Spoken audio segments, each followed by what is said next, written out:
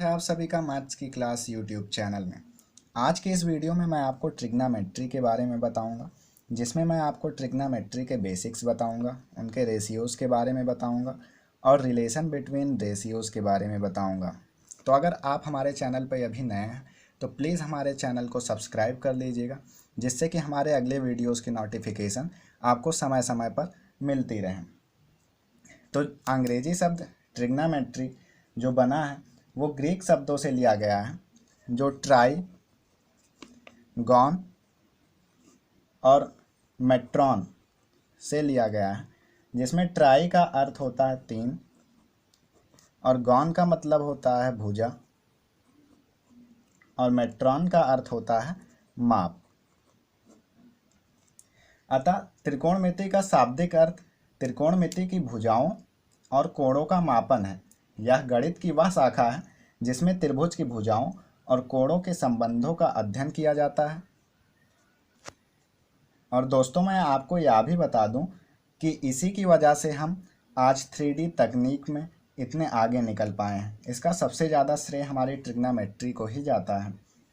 तो आइए दोस्तों, हम जान लेते हैं त्रिकोणमितीय अनुपातों के बारे में। तो ये क्रमशः 6 प्रकार के होते हैं, जिनका विवरण मैं आपको नीचे कर देता हूँ। इधर हम अनुपात का नाम लिखेंगे और इधर हम उनका संक्षिप्त में रूप लिखेंगे। तो साइन, जिन्हें हम हिंदी में ज्या बोलते हैं, कोसाइन, जिसे हम हिंदी में कोज्या बोलते हैं, टैंजेंट, जिन्हें हम हिंदी में स्पज्या बोलते हैं,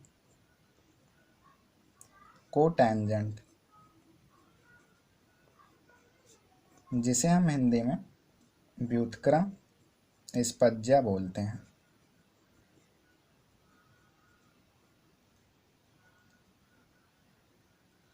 सेकेंट, जिसे हम हिंदी में व्युत्क्रम कोज्या बोलते हैं, कॉसेकेंट, जिन्हें हम हिंदी में व्युत्क्रम ज्या बोलते हैं, जिनके संक्षिप्त रूप यहाँ पर मैं लिख देता हूँ। साइन इनको लिखते हैं और इसको कॉस लिखते हैं, कोसाइन को। टैंजेंट को टैन लिखते हैं, को टैंजेंट को कॉट लिखते हैं और सेकेंट को सेक लिखते हैं और कॉसेकेंट को कॉसेक लिखते हैं। यहाँ पर सबसे ध्यान देने वाली बात ये है कि साइन का जो पहला अक्षर होगा वो हमेशा स्मॉल ही होगा। हम यहाँ पर कोण को कैपिटल लेटर में लिखते हैं, मगर जो फर्स्ट लेटर होता है उसे हम स्मॉल में लिखते हैं। जैसे अगर हमें साइन थीटा या साइन ए लिखना हुआ तो हम साइन को तो स्मॉल में लिखेंगे, मगर कोण के नाम को ए को कैपिटल में लिखेंगे। तो आइए अब हम त्रिकोणमितीय अनुपातों की पूरी तरह से व्याख्या कर लेते हैं। तो सबसे पहले हम एक समकोण त्रिभुज ड्रॉ करेंगे जिसका एक कोण 90 डिग्री हो।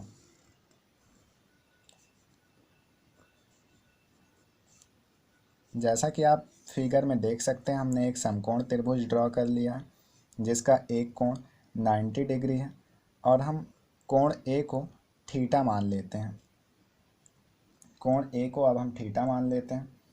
तो कोण ए के सामने की भुजा, यानी कोण ए अथवा थीटा के सामने की भुजा को हम लंब कहते हैं और 90 डिग्री के सामने की भुजा को कर्ण कहते हैं। और त्रिभुज की जो तीसरी भुजा है इसको हम आधार कहते हैं। तो कोण ए के सामने की भुजा यानी कि लंब, लंब का कर्ण से अनुपात ही साइन अनुपात कहलाता है, जिसे हम संक्षिप्त में साइन थीटा लिखते हैं। और साइन थीटा का व्युत्क्रम कॉसेक अनुपात कहलाता है, जिसे हम कॉसेक कहते हैं। यानी साइन थीटा बराबर लंब अपॉन कर्ण, जिसे हम इस प्रकार से भी लिख सकते हैं। लंब क्या है हमारा BC और कर्ण क्या है हमारा AC। साइन का उल्टा कॉसेक होता है, यानी कि कॉसेक थीटा बराबर कर्ण अपॉन लंब होता है, जिसे हम AC अपॉन BC लिखते हैं।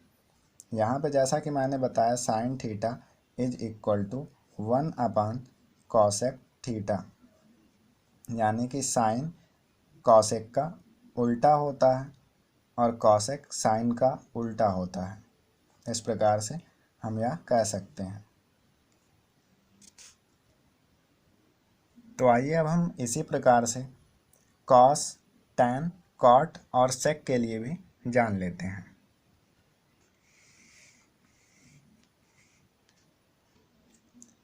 आधार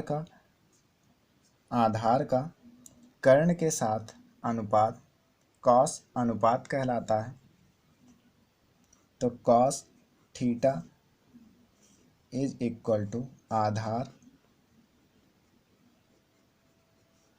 बटे कर्ण इज इक्वल टू आधार यहाँ पर AB है, AB अपॉन कर्ण यहाँ पर AC है अपॉन AC।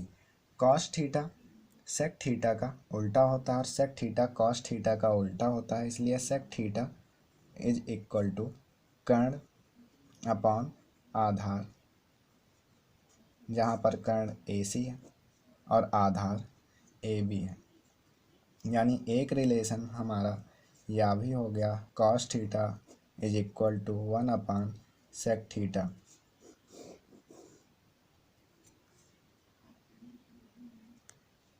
लंब का आधार के साथ अनुपात टैन थीटा और आधार का लंब के साथ अनुपात कॉट थीटा कहलाता है, जिसे हम इस प्रकार से लिख सकते हैं। Tan theta is equal to लंब अपॉन आधार, जहाँ पर लंब हमारा CB है और आधार AB, और cot theta is equal to आधार अपॉन लंब, जहाँ पर आधार हमारा AB है और लंब CB, और टैन थीटा कॉट थीटा का व्युत्क्रम होता है, यानी कि 1 अपॉन कॉट थीटा।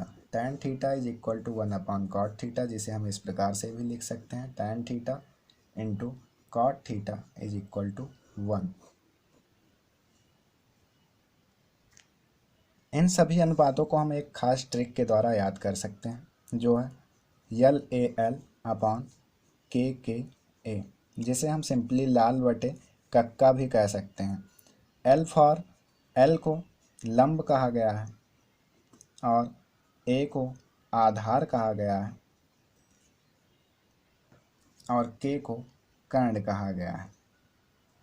जहाँ साइन से टैन तक लेफ्ट से राइट की ओर ऊपर से काउंट किया जाता है और कॉट से कॉसेक की ओर नीचे से राइट से लेफ्ट की ओर काउंट किया जाता है।